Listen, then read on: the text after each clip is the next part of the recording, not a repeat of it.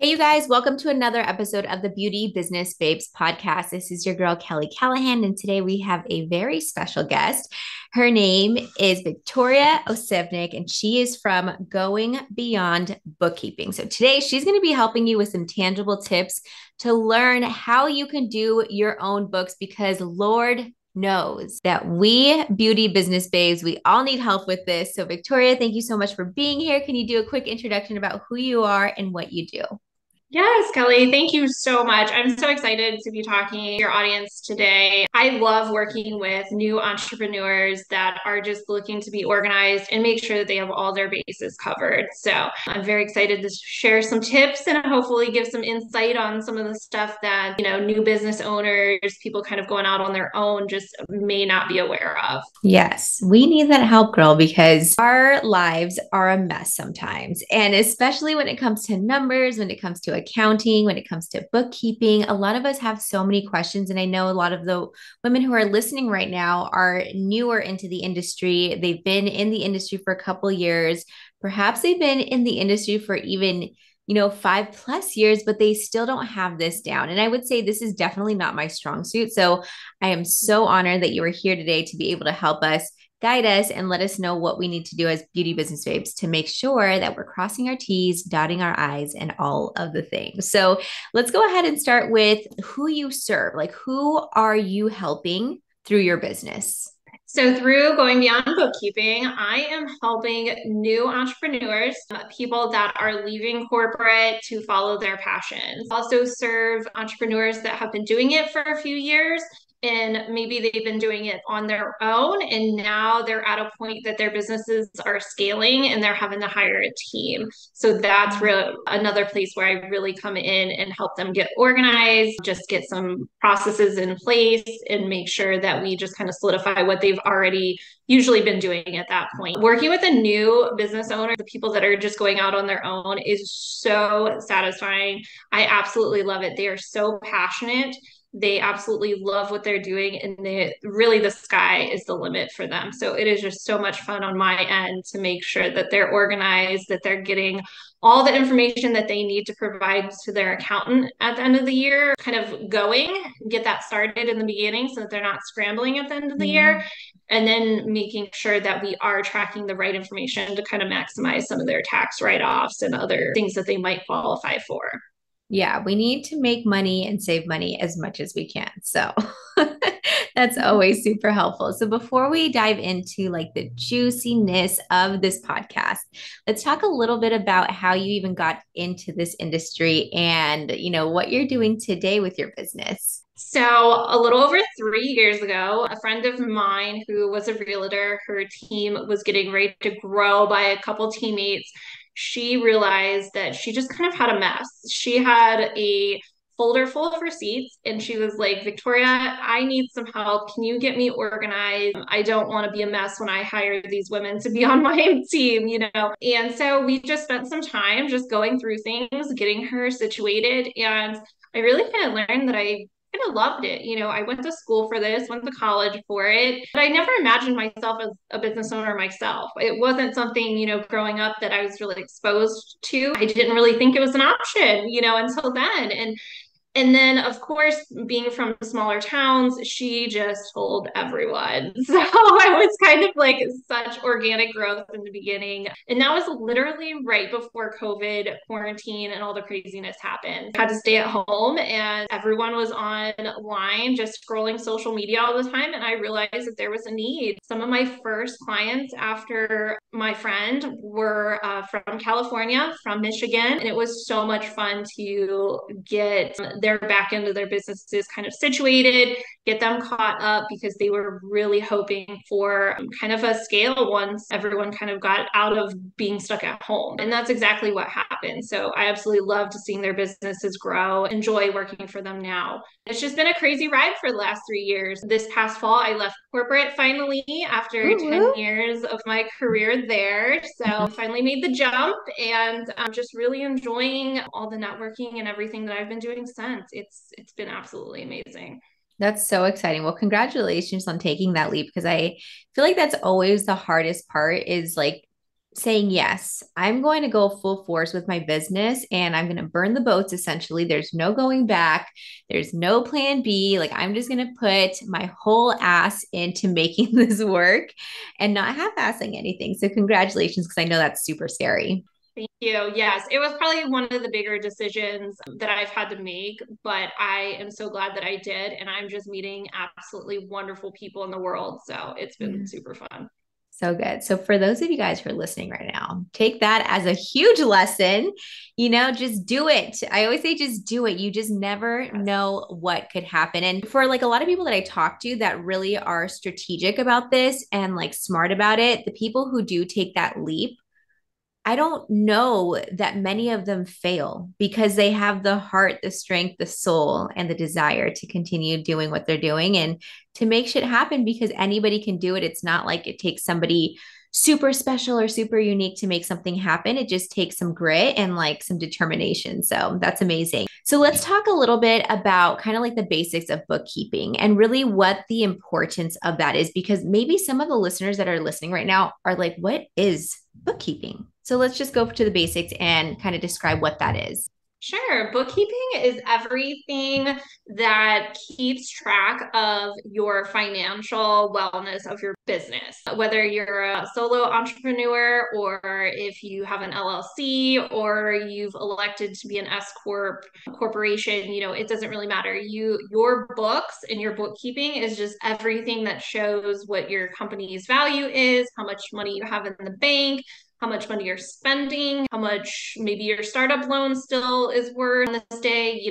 If you received money during COVID from the PPP programs or any of the other grants that were out there, that is also a part of your bookkeeping. So it's really the day to day income, expenses, and anything else out there for your business. Yeah. So, like anything financially having to do with your business, whether it's money coming in or money going out, is considered bookkeeping. Nope. And I was going to say, and it's a little bit different from what your accountant may do. They really look at the overall health of your business, but a bookkeeper and your bookkeeping is the day to day health of your business. So it's really a smaller, like more detailed view of what your business is. Got it. So, my translation of what you just said right now is basically like bite sized pieces of the day to day for bookkeeping. And then your CPA or your accountant would look at the overall, like either quarterly or year to year health of your finances within your business. Absolutely. And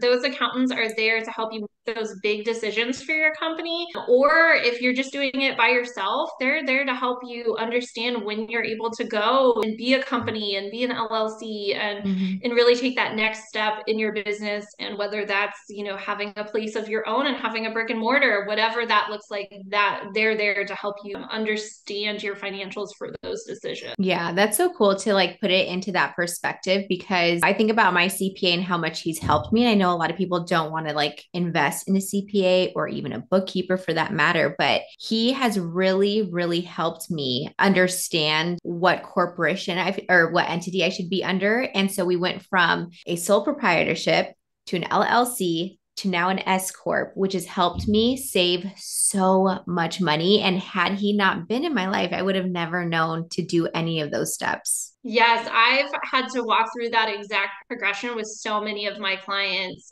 You just get to a certain point and it's like, hey, you're paying blah blah blah blah in taxes. Like, let's talk to your accountant and see if there's something better that we can do. Obviously you want the businesses to be very efficient and we don't want you to pay more taxes than what you really have to pay and what's required by you. Yeah, because it's a lot, girl. It's a lot, especially being in California. It's not fun. Yeah.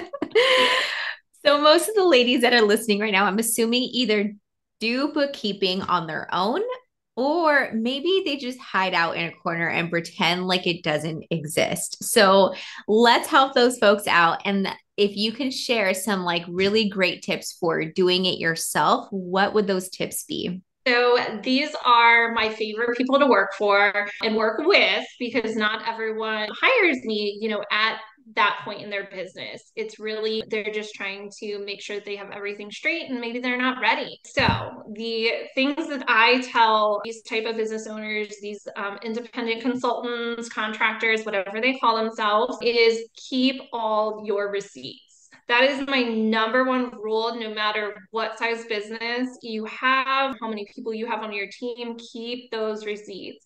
Every email confirmation, every hard copy receipt, just everything. And I am no person to shame a shoebox. I don't care if it's a shoebox, it's a spreadsheet, something online, whatever it is, just keep those receipts in one form or another. I am definitely pro a Google Drive, Google folders, all those things. But if that's just not something that's feasible for you, you don't feel you're technologically able to do that, throw them in a shoebox, throw them in a folder, throw them somewhere, and just have those for the entire year so that you can use those to populate numbers to give to your accountant. That's a great piece of advice. And I just have a question about that specifically, because now with things like credit cards, right? And like digital statements and things like this, do we really need to keep the receipts, or can we just go off of our statements? So unfortunately, a credit card statement is not the proper backup for a transaction in the eyes of the IRS. There's been many times that they have audited companies and the company says, here's my credit card statement. This is everything that I charged for that month. And the IRS has said, no, that's not sufficient. We need more information to make sure that it's a business expense. And then they don't give you more time to look into it. And they just change that all over to money that the owner took out of the business, which increases the amount of your net income, your profit.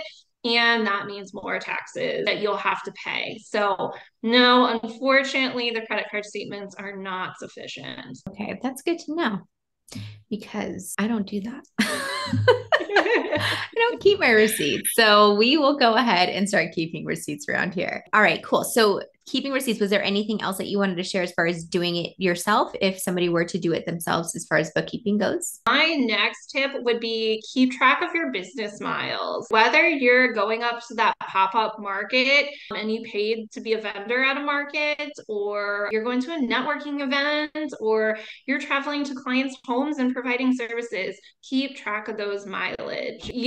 Whether it's 5 miles, 10 miles over a year, that stuff really adds up. There are different resources out there, whether it's a phone app or a line app or even a spreadsheet that you can use to track your mileage. There is a ton of different ways that you can do that. The next one I would have, and I know Kelly, you touched on this a little bit, have an accountant that you can reach out to at any time. I know that there are numerous accountants out there that don't require retainers each month, things like that, and they don't mind answering your questions. Don't be afraid to reach out to them and just ask a question. They most likely probably aren't going to charge you. That's kind of their secret. But having them on staff or having them available to you and just having that relationship, it will help your business so much, whether it's changing what kind of entity you are and going to that S corp filing, or making sure that you have all of your conference attendances on there, whatever it is that you can really help yourself in the end, help your tax liability not be so burdensome on your business. They're just there. They're such a good resource. Yeah, they are. I actually hired him on like probably about 5 years ago, I would say. And before that, I feel like I was just like in this chaotic tornado of like not knowingness when it came to my finances. Like, of course, I knew what was coming in, what was going out, and I was in the plus, which is great. But I didn't have somebody to kind of like talk to say, hey, you could write this off, or you can't write this off, or here are some ideas to reduce, your taxes for this year, for example. So there's so many different things. Like, for example, this last year, I bought a car and I didn't realize that if you buy a car for business and it's over 6,000 pounds in California, you can write it off. So those are things that I would have had no idea about. So when people think about investing, or I should really say the cost of hiring somebody to help you out, you have to think of it as like an investment, because these people can save you so much money you're leaving money on the table that you don't know that you're leaving on the table. And so because of that, it is definitely an investment that's worth thinking about. I completely agree. And if there is an accountant out there that you're using and you're just not getting that vibe that you want from them, go talk to another one. There is no shame in changing or interviewing a couple before you proceed down the path with a certain one. You definitely have to have that chemistry with your accountant and be comfortable with them so that they can really guide your business going forward. Love that. Cool. So, what are your favorite platforms for small business owners who are DIYing this? So, of course, there's always the QuickBooks out there. Unfortunately, QuickBooks is kind of becoming the universal platform, but until you get to that point where you can kind of take on that extra expense of a subscription, there are a ton of other options out there that can really support your business and give you reports that you can look at and really can kind of track your transactions very similarly to QuickBooks. One of my favorites, and I actually use this personally for my own business, is Wave Apps. It's waveapps.com and it is a free platform. You can still link up your credit cards, your bank account to it, and everything feeds in there. And then you categorize it and you kind of go on from there. It's such a user-friendly platform. So it's a good starting point. And then eventually, as your business grows, you can convert to the QuickBooks of the world. Love that. Yeah, I love QuickBooks. That's what I use. I use QuickBooks Self-Employed. It's very easy to use, but I will say too, it's glitchy. So I don't know if anybody else experiences that, but I'm like, hey, I'm paying for this.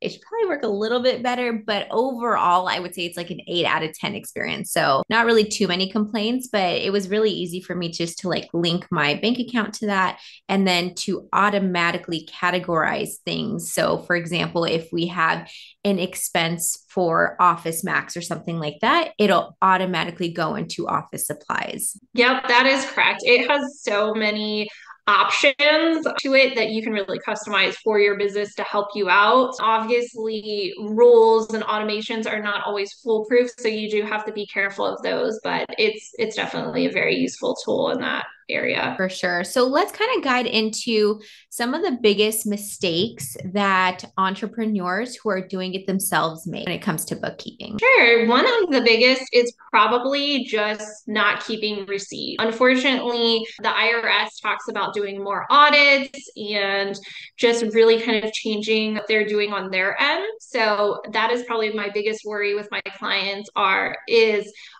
they keeping all their receipts? Are we prepared for an audit? And unfortunately, that has to be a reality for a lot of people because I think there's going to be a lot more smaller businesses getting audited. So just keep those receipts. If they're in a shoebox or a folder or something, that's perfectly fine. The next would be that I find that small business owners and solo business owners are not keeping track of their credit card processing fees properly and using those as a write-off for their tax returns. This is something that definitely does get a little bit more complicated on the bookkeeping side, but an easy DIY way of this is if you do get a report from your credit card processing, whether you use Stripe or Square or whatever platform, just print out that report monthly that has those fees per transaction kind of split out and just use that to help calculate how much you've paid to those platforms throughout the year for your clients. That's a good one. Yeah, I like that because a lot of times it's hard to see those numbers because it's an individual type of thing as opposed to like a whole number. So, what you're saying is to do that so that way you can write that off at the end of the quarter or at the end of the year or whatever, however you organize your taxes. Yes, yes. And I think it really can add up over the year. And it is just something that you definitely want to utilize. You're paying it, why not get that money back?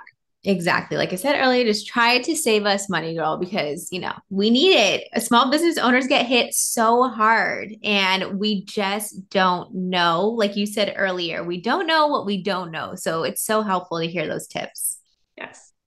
All right. So let's talk a little bit about the women who are listening right now. And maybe they're like, damn, Victoria really inspired me. I have to go do my taxes, or I have to do my bookkeeping. I have to do something and keep track of this. Are there any courses or resources that you have that they can check out to be able to do this on their own? Sure. So I actually provide two different resources. One is a bookkeeping review. It is a $99 review and it covers 10 different points within your bookkeeping. And I give notes on how you can improve it, if you're doing a great job, if, maybe you shouldn't be doing it this way, whatever those notes kind of are on those 10 points. So that's reviewing your income, what platform you're using currently to track everything. Are you keeping receipts? Just kind of really down in the details of your bookkeeping. And I also provide what it would look like if you were to sign on with me as a client. I think that's very helpful because bookkeeping can be very affordable.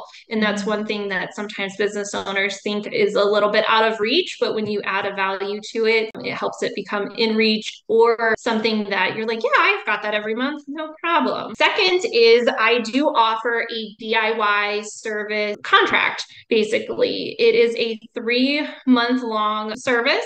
And throughout that 3 months, I help you learn the platform that you're going to use. We meet several times for trainings and discussions, and I really help you get set up for success with your bookkeeping. After those 3 months are done, I do offer also on-call services to where you can call me, ask questions whenever you need it, or I can help you with like small projects, whatever it may be. And then I just bill you at the end of the month. So it's super convenient for a lot of my growing businesses. Cool. I love that. So if somebody wanted to delegate this workout, say they're like, I'm just not a great numbers person. I know that I'm just not doing this and I know I need to do it. How would you suggest that they find the perfect bookkeeper for them? So I would definitely suggest you're welcome to reach out to me on my website, goingbeyondbookkeeping.com. But I also do suggest that you reach out to your accountant. Sometimes the accountants do have bookkeepers on staff and they do prefer to work in-house. That's not always the case, but sometimes it is the case. And they might not be aware you're even growing that much to where you're considering hiring a bookkeeper. So definitely kind of start there and then kind of start, if they don't have that option in-house, kind of expand your search from there. If I'm not a good fit, I have a ton of resources that I can also link with you on, whether it's someone more locally or just somebody national that provides services like I do, across state lines and everything. There's just really such a wide variety of bookkeepers out there. There are some that specialize in profit first. There's some that work with profit first method. It just really depends. So definitely take your time, feel comfortable with the bookkeeper, make sure you have that chemistry because they're going to end up knowing your business almost as well as you do, if not a little bit more. Yeah, that's amazing. I love it. I feel like anytime you hire somebody, it's like dating, right? It's like you have to make sure it's a good fit. Otherwise, you guys are going to break up sooner than you want to. And we don't need that in our lives because that just causes unnecessary, I don't even want to say drama, just like problems, because then you have to hire Yes. somebody else. So yeah, take your time, maybe go on a few dates before you decide to like jump into a committed relationship, that kind of thing. But Victoria, if somebody wanted to reach out to you, what is the best way that they can? Is it Instagram, email? How do they find you? So I live on Instagram mainly, so at Going Beyond Bookkeeping, and then also my website, goingbeyondbookkeeping.com. So I would love to chat with anyone, and I'm always open to book a little coffee chat. I don't mind at all. And I look forward to hearing from a few of you. I love it. Thank you so much for sharing your expertise today with us. I had some really great aha moments through this because I myself am not perfect when it comes to this. So it's been really nice and refreshing to be reminded of certain things that I have to be doing in my business. So I appreciate you so much, Victoria. Thank you guys for listening so much. And we'll see you guys on the next episode of the Beauty Business Babes podcast.